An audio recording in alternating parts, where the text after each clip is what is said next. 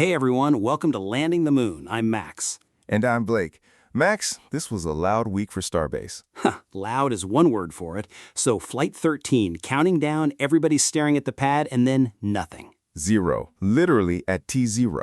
4 Raptor 3 engines just didn't light out of 33. And SpaceX says 2 of those 4 are getting swapped before they try again. Teslarati broke that down Friday, and Techtimes had their own read on the ignition gap. We'll get into what actually happened on the pad. I want to know if this is routine hardware churn or something worth watching at that engine count. Ooh, plot twist, you and I already disagree on that one. We do, and it matters beyond the pad. This ties straight into the human landing system timeline for Artemis IV. Plus the stock side, SpaceX just went public, and this scrub apparently didn't sit well with the market. Under $135 as of the scrub. We'll look at what that number is actually telling us. And by the end of the show, we're both putting a real prediction on record for the July 23rd relaunch. Drug out, written down, no wiggle room later. None. So let's get into what actually broke on that pad.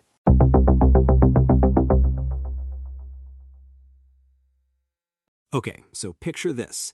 The clock hits T-0, 11.5 million pounds of methane and liquid oxygen already loaded into Booster 20. And then, nothing. No liftoff. Nothing at all.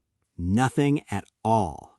Silence, dude. Full abort. 4 of the 33 Raptor 3 engines just refused to light. That's interesting. First T-0 abort in the program's history, right? Nodding. Techtimes confirmed it Friday. Thursday evening at Starbase, this thing was seconds from the fastest stack-to-launch turnaround SpaceX had ever attempted. So walk me through the actual threshold. How many engines can fail before the computer pulls the plug?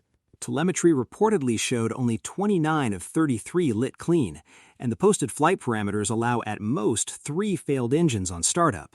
They had 4. They had 4. Yeah, 1 engine over the line and the whole stack shuts itself down. No explosion, no damage? None. Booster 20, Ship 40, both intact, both rolled back to the hangar for inspection. So what actually broke? Musk went on X within hours and named it directly. 2 flagged Raptor engines physically pulled and replaced, not a software patch. That's a hardware call, not a sequencing bug. Exactly. And that's the part that should worry people more than a normal scrub. Because a software fix is a Tuesday, a hardware swap on a cluster of 33 engines is a different conversation. Look at you already pressure testing the timeline. Someone has to. NASA Space Flight has SpaceX now targeting July 23rd for the second attempt. A week turnaround, which honestly, if it holds, is kind of insane for a rocket this size. If it holds. There it is. So 4 engines out of 33 sounds small, 12%. But if 2 of those need a physical replacement, the question is whether this cluster can actually run at scale without this happening again.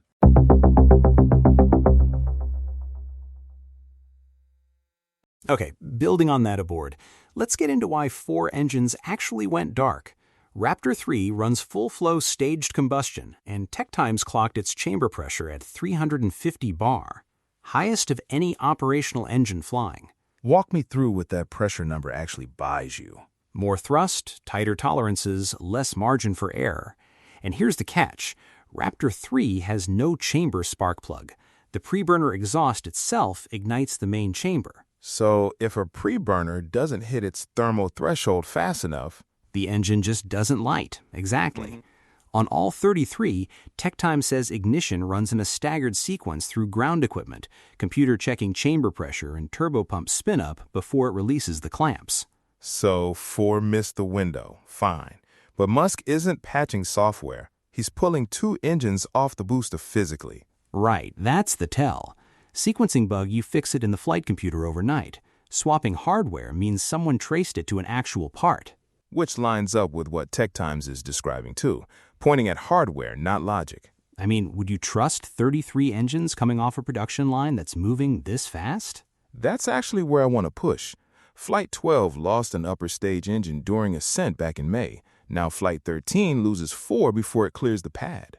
2 different failure points on 2 different sections of the vehicle, though. Sure, different hardware. But it's the same open question. Is a 33-engine cluster reliable at this rate, or is SpaceX still figuring that out in public? You're just itching for a delay. I'm itching for a number nobody's published. How many static fires does one engine get before it's cleared to fly? Fair. That's not out there. Which is kind of the point. Speaking of what this flight was actually supposed to prove, The in-space relight, the one Flight 12 never got to attempt after it lost that engine. and that thing ties straight into Artemis IV.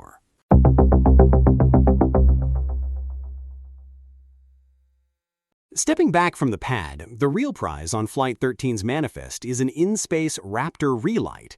Flight 12 skipped that test after losing an engine on ascent. Right, and that relight is basically the whole ballgame for Artemis IV. Walk me through why, for anyone who doesn't know what HLS even stands for. Human Landing System, the Starship variant NASA's paying SpaceX to build for the crewed lunar touchdown. And that variant can't launch with full tanks. It needs orbital refueling, other starships docking and transferring propellant before it's got enough fuel to land and get back off the moon. Multiple refueling flights, stacked one after another, and every single one of those transfer missions depends on proving an engine can relight reliably once it's already in space, away from ground support equipment, not on a pad, with no tower, no ground crew standing by. Which is exactly the box Flight 13 was supposed to check, and it didn't even get off the ground. Techtimes was direct with this. They wrote the abort carries consequences for whether Artemis can hold its 2028 timeline. 2028, that's the date everyone's been circling. And Space.com is now reporting SpaceX is targeting July 23rd for the second Flight 13 attempt. That's a web report, so I'd hold it loosely given the program's track record. Fair, but even if they hit that window, the relight test is still sitting there, unproven. That's my whole worry. NASA doesn't just need one successful relight. It needs proven, repeatable relights across a chain of refueling flights before anyone signs off on a crewed landing. You're doing the thing again, stacking risk on risk before the rocket's even flown twice. I'm doing math on a contract with a fixed date. If the relight slips past July 23rd, every downstream refueling flight slips with it. Wait, so this one relight is basically a bottleneck for the entire HLS schedule?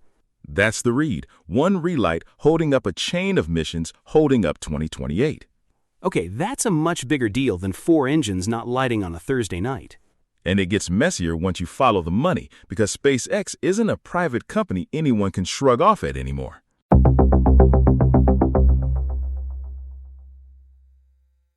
Shifting to the money side, this is where it gets real for shareholders. SPCX priced its IPO at $135 back in June. Right, the big public debut everyone was buzzing about. Well, BN Crypto reported the stock closed at $131.11 after the scrub. First close under the IPO price, ever. Wait, below $135? On a scrub, not even a failed launch? On a scrub. And BN Crypto noted it kept sliding in aftermarket trading afterwards. Okay, that's a gut check for anyone who bought in on hype.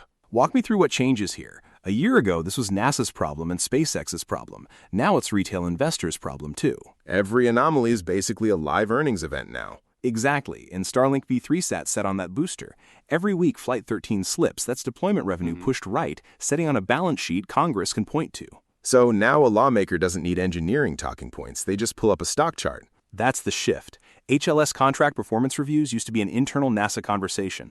And now it's a Capitol Hill hearing with a ticker symbol attached. Elon Musk actually posted on X warning short sellers their survival odds are, quote, very low holding positions against SpaceX over time. Bold thing to say the same week you close under IPO. It reads like confidence, or it reads like a CEO managing a nervous market in real time. I mean, probably both. He's not wrong that SpaceX usually fixes pad issues fast. Sure, but does a scrub and swap This close to a public debut invite more scrutiny of the Artemis promises or less? more? Every skeptical senator just got a market data point to wave around. Which is a very different pressure calculus than SpaceX operated under a year ago.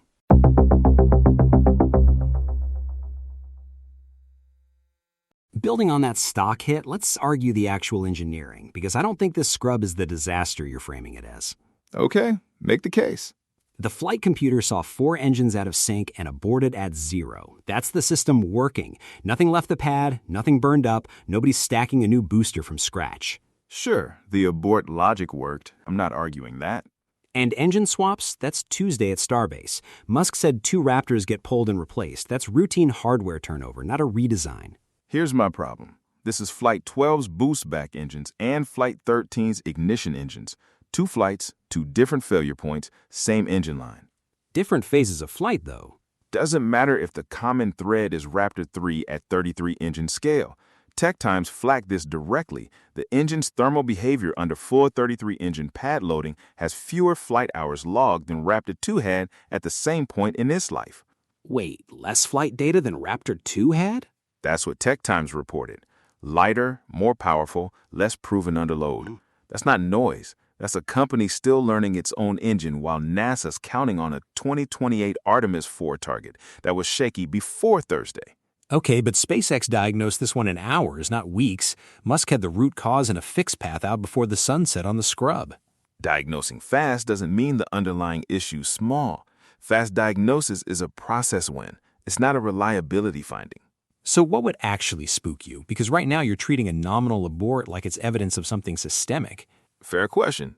A disqualifying signal looks like this. The same engine failure mode recurring on Flight 14 after they say they fixed it.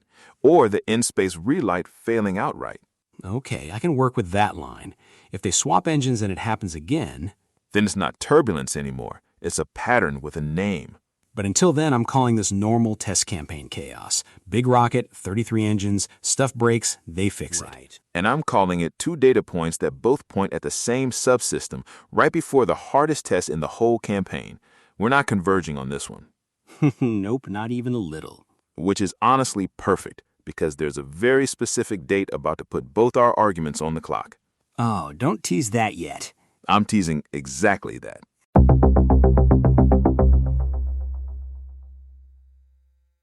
Building on that friction, let's put a date on it. Space.com has liftoff Thursday, July 23rd, window open 6:45 p.m. Eastern at Starbase.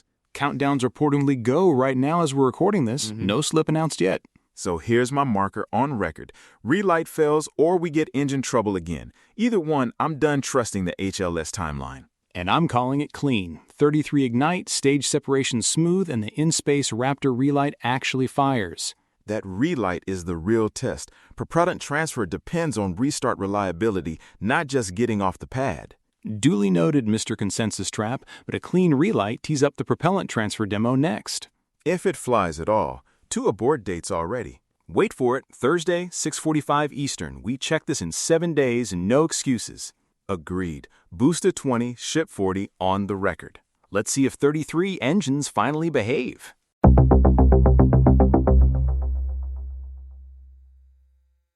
Okay, so quick recap. 4 Raptors refused to light, SpaceX swapped 2 engines, and that alone tells you it was hardware, not software. That's interesting, though I'd still argue the pattern across Flight 12 and 13 matters more than the fix itself. You and your consensus traps. Guilty. But if the in-space relight fails on the 23rd, that's a real HLS problem, not a footnote. Fair. Either way, July 23rd's the date. Mark it. We'll hold ourselves to whatever we predicted today. As we should. Accountability, baby. If this helped you actually follow what's happening with Artemis, send it to someone still confused about why we're going back. And subscribe. We'll be right back on this the moment Flight 13 flies again. Thanks for sticking with us. See you next time.